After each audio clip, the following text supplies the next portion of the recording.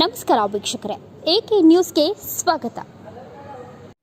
ವೀಕ್ಷಕರೇ ನಮಸ್ಕಾರಗಳು. ಸಿಂಧೋಳಿ ಗ್ರಾಮದಲ್ಲಿ ಡಾಕ್ಟರ್ ಬಾಬಾ ಸಾಹೇಬ್ ಅಂಬೇಡ್ಕರ್ ಪ್ರತಿಮೆಯನ್ನು ಸಚಿವೆ ಲಕ್ಷ್ಮೀ ಹೆಬ್ಬಾಳ್ಕರ್ ಉದ್ಘಾಟಿಸಿದರು.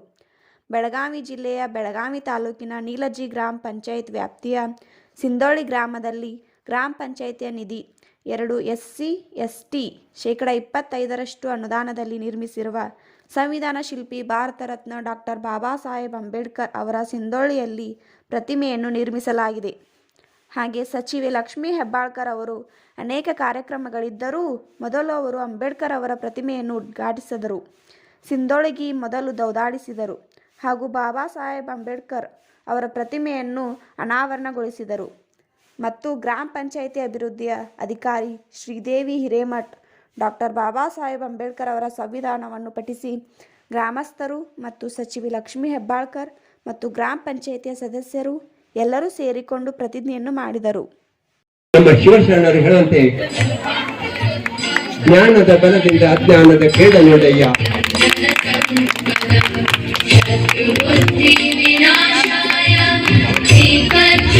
ಜ್ಯೋತಿಯ ಬಲದಿಂದ ಸಂಬಂಧದ ಕೇಡ ನೋಡಯ್ಯ ಎನ್ನುವಂತೆ ಬೆಳಕಿನರಿಗೆ ಸಾಗುವಂತಹ ಈ ಒಂದು ಸಮಾರಂಭ ಆರಂಭವಾಗಲಿದೆ. ದಯವಿಟ್ಟು ಎಲ್ಲರೂ ಕೂತುಕೊಳ್ಳಬೇಕು.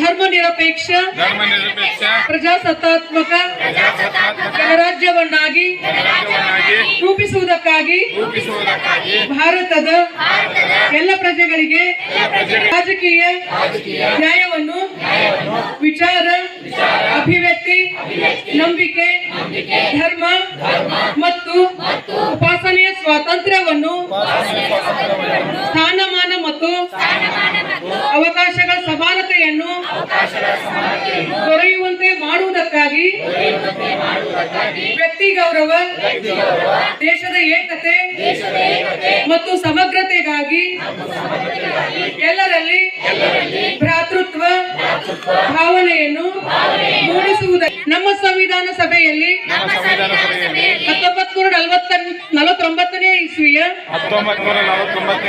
ನವೆಂಬರ್ ತಿಂಗಳ 26ನೇ ದಿನದಂದು ಈ ಸಂವಿಧಾನವನ್ನು ನಮಗೆ ನಾವೇ ಅರ್ಪಿಸಿಕೊಂಡು ಅಂಗೀಕರಿಸಿ ಶಾಸನವಾಗಿ ವಿಧಿಸಿಕೊಂಡಿದ್ದೇವೆ. ಬಹಳ ಜೋರ ಧ್ವನಿಯಲ್ಲಿ ಹೇಳ್ಬೇಕು, ನಾವು ಬಹಳ ಹೆಮ್ಮೆಯಿಂದ ಹೇಳ್ಬೇಕು. ಅಂಬೇಡ್ಕರ್ ಅವ್ರಿಗೆ, ಡಾಕ್ಟರ್ ಬಾಬಾ ಸಾಹೇಬ್ ಅಂಬೇಡ್ಕರ್ ಅಂತ. ಬಂಧುಗಳೇ, ಬಹಳಷ್ಟು ಆದರ್ಶವಾದಂತ ಒಂದು ಕೆಲಸ ಆಗಿತ್ತು. ಗ್ರಾಮ ಪಂಚಾಯಿತಿಯ ವತಿಯಿಂದ ಇವತ್ತು ಡಾಕ್ಟರ್ ಬಾಬಾ ಸಾಹೇಬ್ ಅಂಬೇಡ್ಕರ್ ಅವರ ಮೂರ್ತಿಯನ್ನ ಮಾಡಿ ಅದನ್ನ ನಮ್ಮ ಕಡೆಯಿಂದ ಇವತ್ತು ಉದ್ಘಾಟನೆ ಮಾಡಿಸಿದ್ದಾರೆ. ಅದು ಇವತ್ತಿನ ದಿವಸ ಯಾವುದು ಅಂತ ತಮಗೆಲ್ಲ ಗೊತ್ತು. ಸಂವಿಧಾನ ನಮ್ಮ ದೇಶಕ್ಕೆ ಕೊಟ್ಟು 75 ವರ್ಷ ಆಯ್ತು. ನಿಜವಾದ ಅರ್ಥದಲ್ಲಿ ನಾನು ಏನೇನು ಮಾತಾಡ್ತೀನಿ ಸ್ವಲ್ಪ ತಲೆ ಹಾಕೊಳ್ಬೇಕು.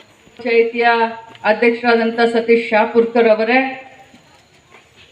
ಉಪಾಧ್ಯಕ್ಷರೇ, ಬೆಳಗಾವಿ ಗೂಡ ಅಧ್ಯಕ್ಷರಾದಂಥ ಚಿಂಗಳೆ ಅವರೇ, ಉಪಸ್ಥಿತರಿರುವಂಥ ಸಮಾಜದ ಎಲ್ಲ ಬಾಂಧ ನಾವು ಮಂಡನೆ ಮಾಡಿ ಇವತ್ತೇನು ನಮ್ಮ ಗ್ರಾಮ ಪಂಚಾಯಿತಿಯ PDO ಅವರು ನಮಗೆ ಒಂದು ಸಂದೇಶವನ್ನು, ಸಂವಿಧಾನ ಸಾರವನ್ನು ನಮ್ಮ ಕಡೆಯಿಂದ ಬೋಧನೆ ಮಾಡಿಸ್ತಾರೆ.